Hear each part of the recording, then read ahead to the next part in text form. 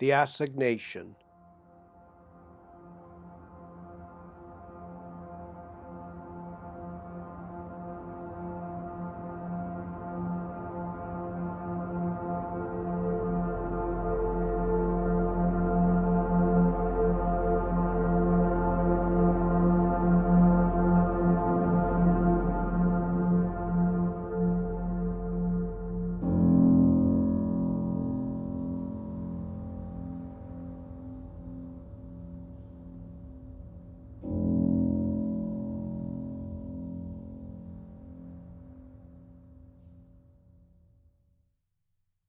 Ill-fated and mysterious man, bewildered in the brilliancy of thine own imagination, and fallen in the flames of thine own youth, again in fancy I behold thee. Once more thy form hath risen before me, not, oh, not as thou art, in the cold valley and shadow, but as thou shouldst be, squandering away a life of magnificent meditation in that city of dim visions, thine own Venice, which is a star-beloved Elysium of the sea, and the wide windows of whose Palladian palaces look down with a deep and bitter meaning upon the secrets of her silent waters. Yes, I repeat it, as thou shouldst be. There are surely other worlds than this, other thoughts than the thoughts of the multitude, other speculations than the speculations of the sophist. Who then shall call thy conduct into question? Who blame thee for thy visionary hours, or denounce those occupations as a wasting away of life, which were but the overflowings of thine everlasting energies? It was at Venice, beneath the covered archway there called the Ponte di Sospiri, that I met for the third or fourth time the person of whom I speak. It is with a confused recollection that I bring to mind the circumstances of that meeting. Yet I remember, how should I forget, the deep midnight, the bridge of sighs, the beauty of woman, and the genius of romance that stalked up and down the narrow canal. It was a night of unusual gloom. The great clock of the piazza had sounded the 5th hour of the Italian evening. The square of the Campanile lay silent and deserted, and the lights in the old ducal palace were dying fast away. I was returning home from the Piazzetta by way of the Grand Canal, but as my gondola arrived opposite the mouth of the Canal San Marco, a female voice from its recesses broke suddenly upon the night in one wild, hysterical, and long-continued shriek. Startled at the sound, I sprang upon my feet, while the gondolier, letting slip his single oar, lost it in the pitchy darkness beyond a chance of recovery, and we were consequently left to the guidance of the current, which here sets from the greater into the smaller channel. Like some huge and sable-feathered condor, we were slowly drifting down toward the Bridge of Sighs, when 1,000 flambeaux flashing from the windows and down the staircases of the ducal palace turned all at once that deep gloom into a livid and preternatural day. A child, slipping from the arms of its own mother, had fallen from an upper window of the lofty structure into the deep and dim canal. The quiet waters had closed placidly over their victim, and although my own gondola was the only one in sight, many a stout swimmer already in the stream was seeking in vain upon the surface the treasure which was to be found, alas, only within the abyss. Upon the broad black marble flagstones at the entrance of the palace, and a few steps above the water, stood a figure which none who then saw can have ever since forgotten.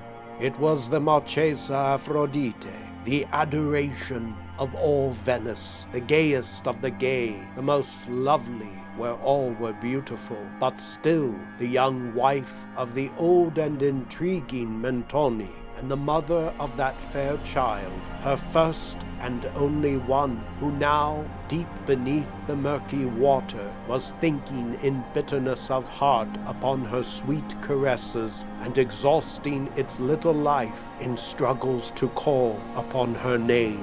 She stood alone. Her small, bare, and silvery feet gleamed in the black mirror of marble beneath her. Her hair, not as yet more than half loosened for the night from its ballroom array, clustered amid a shower of diamonds round and round her classical head, in curls like those of the young hyacinth.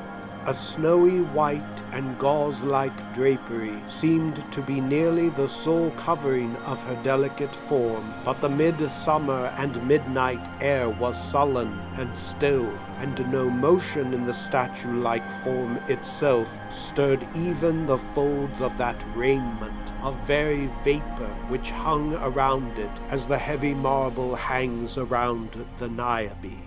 Yet, strange to say, her large lustrous eyes were not turned downward upon that grave wherein her brightest hope lay buried, but riveted in a widely different direction.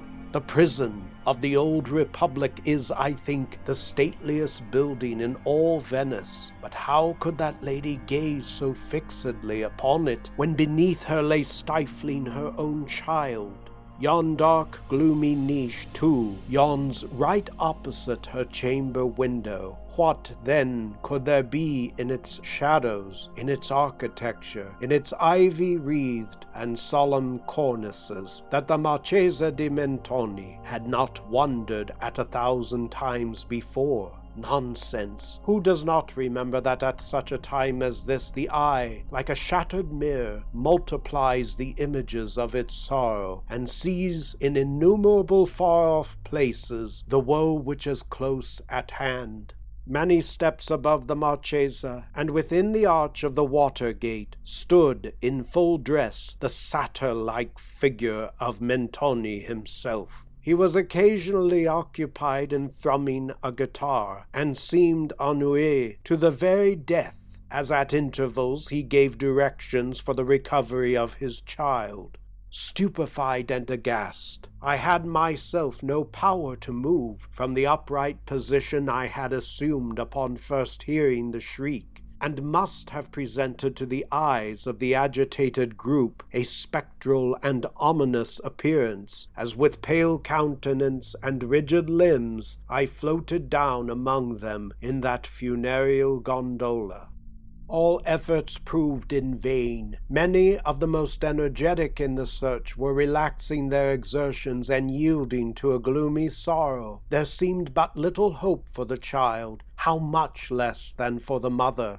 But now, from the interior of that dark niche, which has been already mentioned as forming a part of the old Republican prison, and as fronting the lattice of the Marchesa, a figure muffled in a cloak stepped out within reach of the light, and, pausing a moment upon the verge of the giddy descent, plunged headlong into the canal. As, in an instant afterward, he stood with the still living and breathing child within his grasp, upon the marble flagstones by the side of the Marchesa, his cloak, heavy with the drenching water, became unfastened, and, falling in folds about his feet, discovered to the wonder-stricken spectators the graceful person of a very young man, with the sound of whose name the greater part of Europe was then ringing.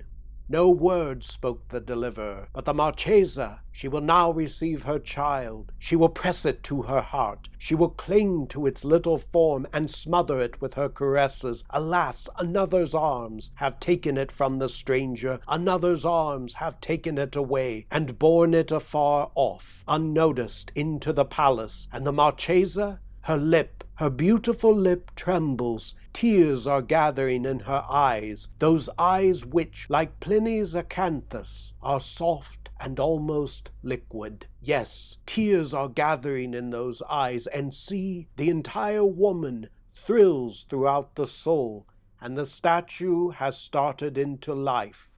The pallor of the marble countenance, the swelling of the marble bosom, the very purity of the marble feet, we behold suddenly flushed over with a tide of ungovernable crimson, and a slight shudder quivers about her delicate frame, as a gentle air at Napoli about the rich silver lilies in the grass.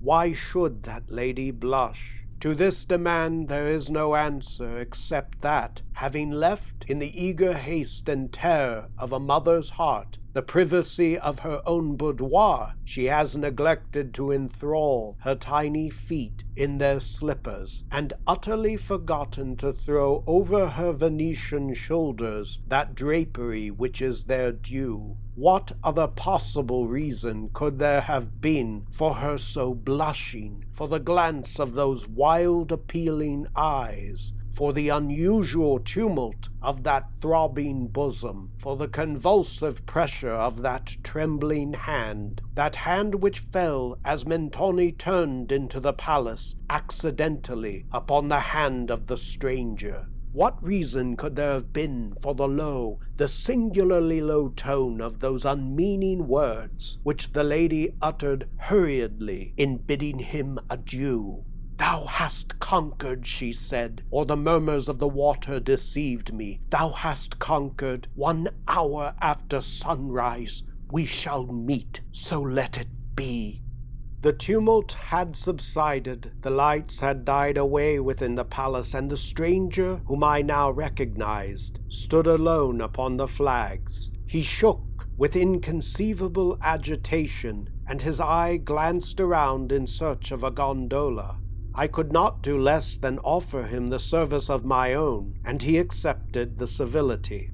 Having obtained an oar at the water gate, we proceeded together to his residence, while he rapidly recovered his self-possession and spoke of our former slight acquaintance in terms of great apparent cordiality. There are some subjects upon which I take pleasure in being minute. The person of the stranger, let me call him by this title, who to all the world was still a stranger. The person of the stranger is one of these subjects. In height, he might have been below rather than above the medium size, although there were moments of intense passion when his frame actually expanded and belied the assertion. The light, almost slender symmetry of his figure promised more of that ready activity which he evinced at the Bridge of Sighs than of that Herculean strength which he has been known to wield without an effort upon occasions of more dangerous emergency.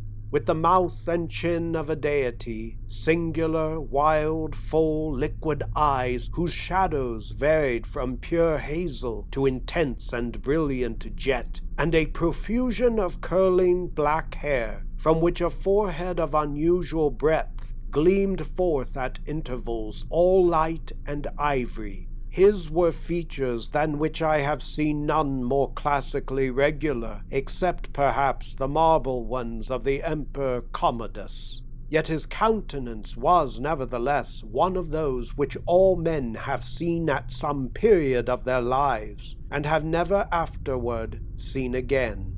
It had no peculiar, it had no settled, predominant expression to be fastened upon the memory, a countenance seen and instantly forgotten, but forgotten with a vague and never-ceasing desire of recalling it to mind.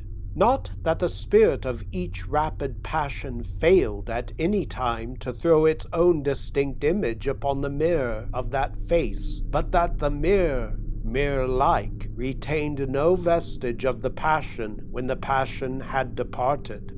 Upon leaving him on the night of our adventure, he solicited me, in what I thought an urgent manner, to call upon him very early the next morning. Shortly after sunrise, I found myself accordingly at his palazzo, one of those huge structures of gloomy yet fantastic pomp which tower above the waters of the Grand Canal in the vicinity of the Rialto. I was shown up a broad, winding staircase of mosaics into an apartment whose unparalleled splendor burst through the opening door with an actual glare, making me blind and dizzy with luxuriousness. I knew my acquaintance to be wealthy. Report had spoken of his possessions in terms which I had even ventured to call terms of ridiculous exaggeration, but as I gazed about me, I could not bring myself to believe that the wealth of any subject in Europe could have supplied the princely magnificence which burned and blazed around. Although, as I say, the sun had arisen, yet the room was still brilliantly lighted up. I judge from this circumstance, as well as from an air of exhaustion in the countenance of my friend, that he had not retired to bed during the whole of the preceding night. In the architecture and embellishments of the chamber, the evident design had been to dazzle and astound. Little attention had been paid to the decora of what is technically called keeping, or to the proprieties of nationality. The eye wandered from object to object, and rested upon none, neither the grotesques of the Greek painters, nor the sculptures of the best Italian days, nor the huge carvings of untutored Egypt. Rich draperies in every part of the room trembled to the vibration of low melancholy music whose origin was not to be discovered. The senses were oppressed by mingled and conflicting perfumes, reeking up from strange convolute censers, together with the multitudinous flaring and flickering tongues of emerald and violet fire.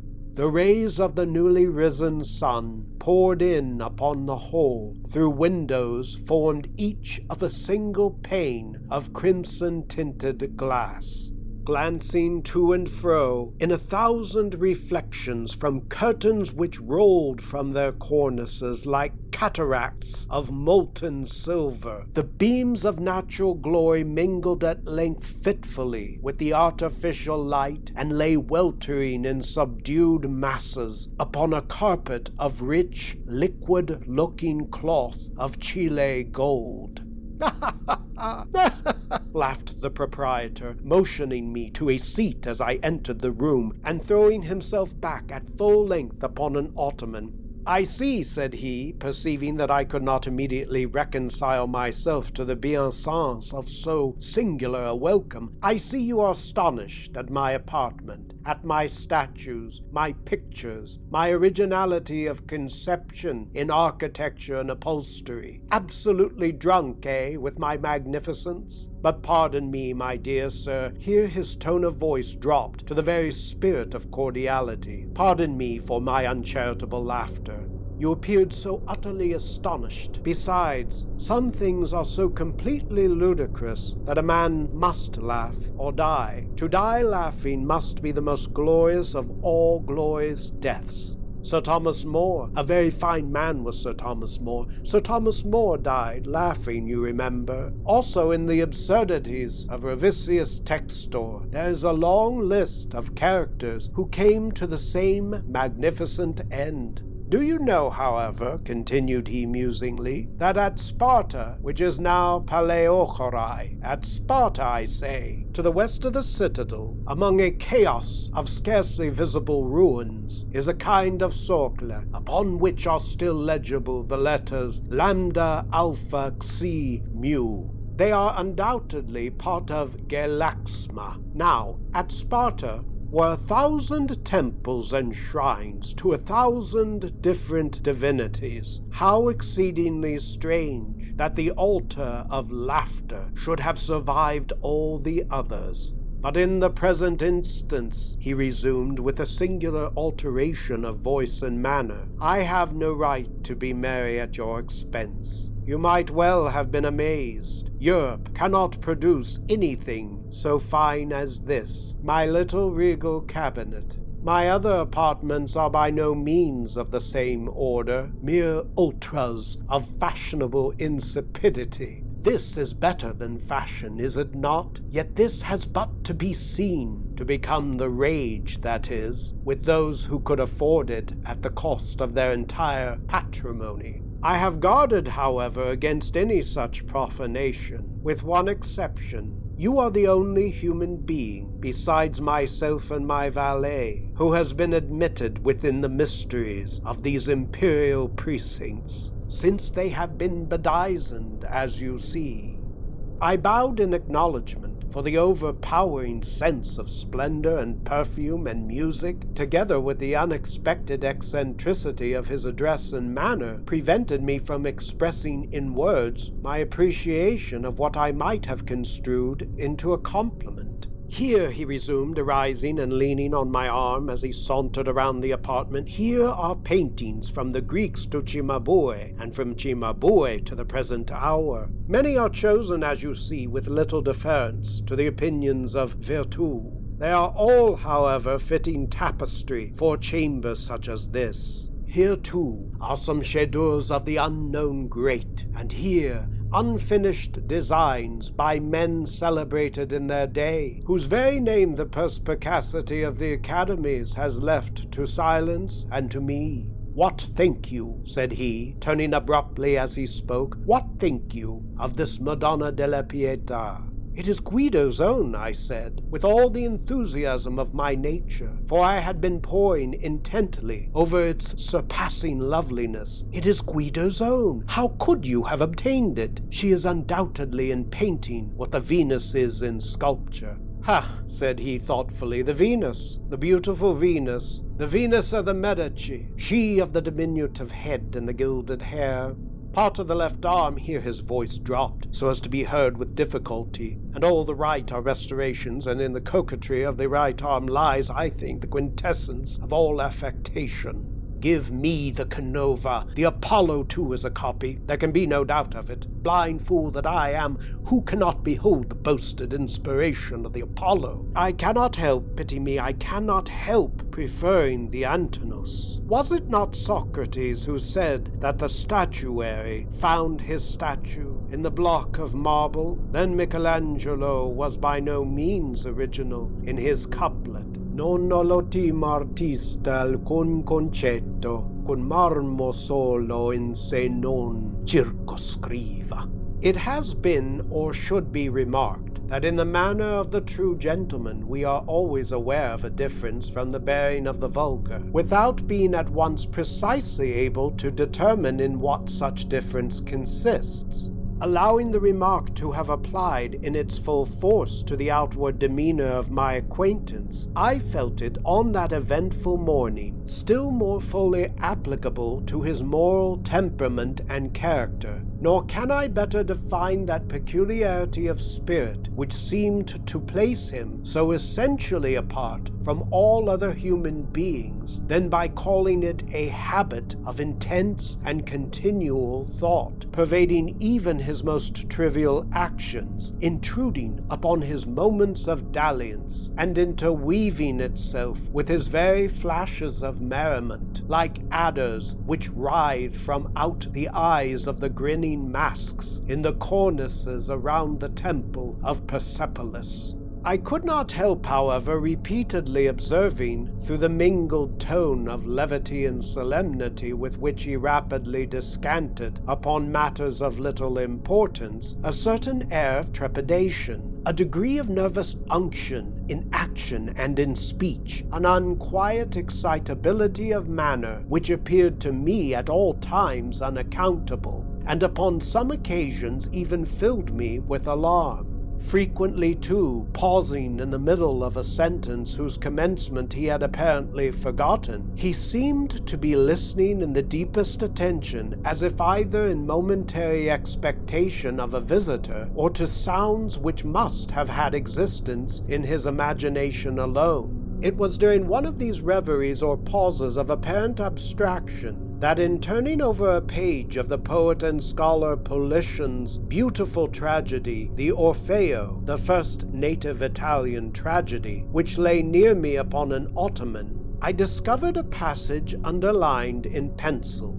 It was a passage toward the end of the third act, a passage of the most heart-stirring excitement, a passage which, although tainted with impurity, no man shall read without a thrill of novel emotion, no woman without a sigh. The whole page was blotted with fresh tears, and upon the opposite interleaf were the following English lines, written in a hand so very different from the peculiar characters of my acquaintance that I had some difficulty in recognizing it as his own. Thou wast that all to me, love, for which my soul did pine, a green isle in the sea, love, a fountain and a shrine, all wreathed with fairy fruits and flowers, and all the flowers were mine. Ah, dream too bright to last! Ah, starry hope that didst arise, but to be overcast! A voice from out the future cries, onward but o'er the past! Dim gulf my spirit hovering lies, mute, motionless, aghast. For alas, alas, with me, the light of life is o'er. No more, no more, no more. Such language holds the solemn sea to the sands upon the shore. Shall bloom the thunder-blasted tree, or the stricken eagle soar. Now all my hours are trances, and all my nightly dreams are where the dark eye glances, and where thy footstep gleams, in what ethereal dances, by what Italian streams. Alas, for that accursed time they bore thee o'er the billow, from love to titled age and crime, and an unholy pillow from me and from our misty clime, where weeps the silver willow. That these lines were written in English, a language with which I had not believed their author acquainted, afforded me little matter of surprise. I was too well aware of the extent of his acquirements, and of the singular pleasure he took in concealing them from observation, to be astonished at any similar discovery. But the place of date, I must confess, occasioned me no little amazement. It had been originally London, and afterward carefully overscored, not, however, so effectually as to conceal the word from a scrutinizing eye. I say this occasioned me no little amazement, for I well remember that in a former conversation with my friend, I particularly inquired if he had at any time met in London the Marchesa di Mentoni, who for some years previous to her marriage had resided in that city, when his answer, if I mistake not, gave me to understand that he had never visited the metropolis of Great Britain. I might as well here mention that I have more than once heard, without of course giving credit to a report involving so many improbabilities, that the person of whom I speak was not only by birth, but in education, an Englishman.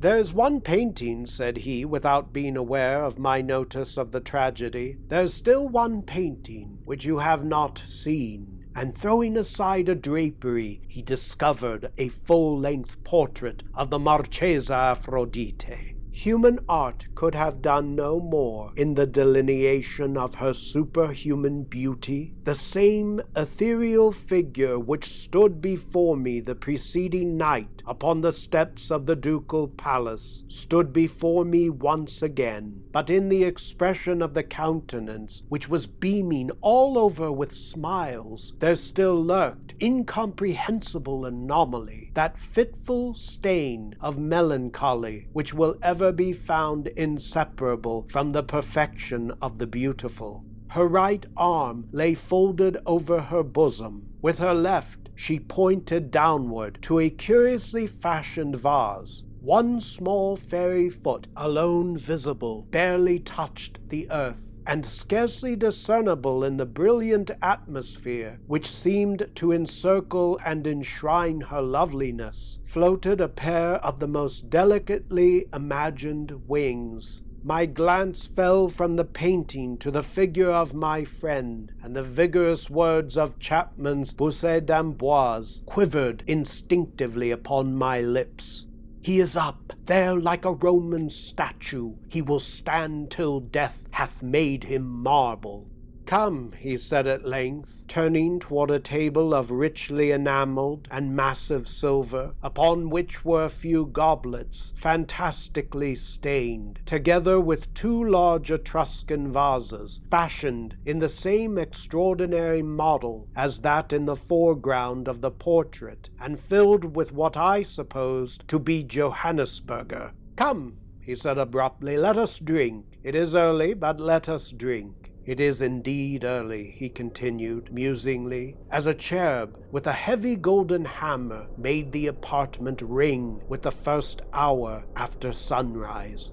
"It is indeed early, but what matters it? Let us drink. Let us pour out an offering to yon solemn sun, which these gaudy lamps and censers are so eager to subdue." And having made me pledge him a bumper, he swallowed in rapid succession several goblets of the wine. "To dream," he continued, resuming the tone of his desultory conversation as he held up to the rich light of a censer one of the magnificent vases, "to dream has been the business of my life. I have therefore framed for myself, as you see, a bower of dreams. In the heart of Venice could I have erected a better? You behold around you, it is true, a medley of architectural embellishments. The chastity of Ionia is offended by antediluvian devices, and the sphinxes of Egypt are outstretched upon carpets of gold. Yet the effect is incongruous to the timid alone. Proprieties of place, and especially of time, are the bugbears which terrify mankind from the contemplation of the magnificent. Once I was myself a decorist, but that sublimation of folly has palled upon my soul. All this is now the fitter for my purpose. Like these arabesque censers, my spirit is writhing in fire, and the delirium of this scene is fashioning me for the wilder visions of that land of real dreams, whither I am now rapidly departing." Here he paused abruptly, bent his head to his bosom, and seemed to listen to a sound which I could not hear. At length, erecting his frame, he looked upwards and ejaculated the lines of the Bishop of Chichester, "Stay for me there, I will not fail to meet thee in that hollow vale."